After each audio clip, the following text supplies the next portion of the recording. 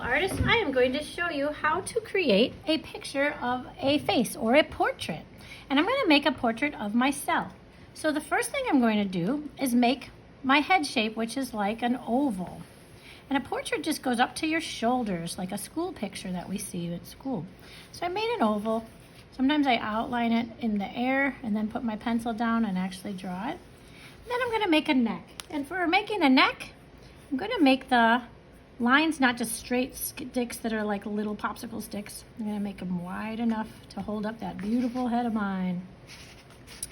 And then for the shoulders, I like to think of it as like a rectangle that rounds on the corner, so like a rounded cornered rectangle. So I put down 2 shoulders. And then I erase this. Oh, the puppy's sick talking. And then I can make a neckline. Maybe it's a V-neck with like a collar. It could have been a rounded neck. I can even draw a little bit of my armpits. The shoulders look too pointy for me, so I'm rounding them a little. Oh, the puppy wants to be on screen. Hi, everybody. Oh, thank you, Bailey. Thank you for going on screen. And now I move the puppy away. Okay, back to the picture. There we go. So now for the face. A face is from the top of the head to the chin. We're going to make a very, very thin line. That's where the eyes are going to go.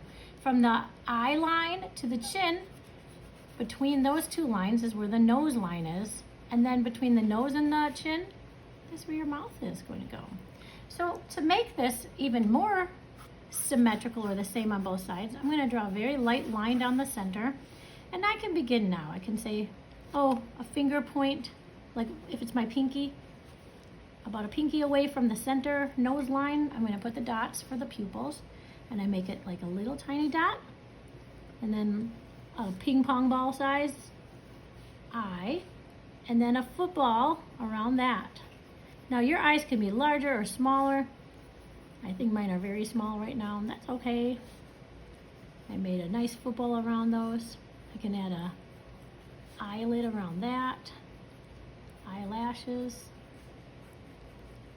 And I have the start of the eyes. For the nose, I'm just going to add a very little U shape with 2 circles on the ends. That could be a nose. Some people like to add a line. I always do 1 line. Of course, now the dog is barking. And I can make 2 eyebrows. Dogs are going to be loud. For the mouth, I use that little line I started and make a U underneath it. And a little bit of a mountain on the top. Mountain on the top. Lucy, stop barking. And there, I have the start of a face. My face is kind of tiny in this picture. I kind of could even make the mouth open. Add little laugh lines. I'm laughing at my dogs barking all the time. And now ears are half circles or ovals. And then hair. Some people's hair goes down. Some people's hair spikes up. Some people's hair is curly and short, or curly and long, maybe littler curls. The textures you can create with your pencil will be awesome. When we finish this, sorry about Lucy barking. Just had my dogs all start to go crazy because one dog just started barking. It's a problem when you have 3 dogs. It's not a problem. It's sort of fun. And then I have my person. If we're going to use watercolor over this, I know this is weird, but if you use a nice Sharpie before we paint it, or even a crayon. I like using crayons. I call them my drawing crayon.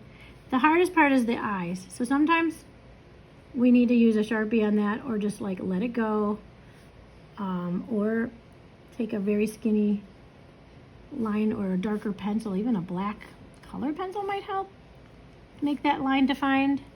Then I'm going to add just like a few of the pieces of hair, because if I use paint, I can add the textures in it later.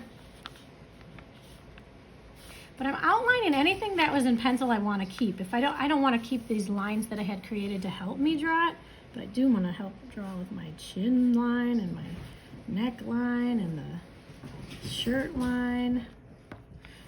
And then the next step will be to paint it. And again, like I said, the eyes are very tiny, and especially we're using a little piece of paper, so it might be best to just get a colored pencil that is a dark black color, or a Sharpie. Sharpie would work too. I'm a Sharpie. That could work too. So enjoy, and I hope that you are successful with drawing your portrait.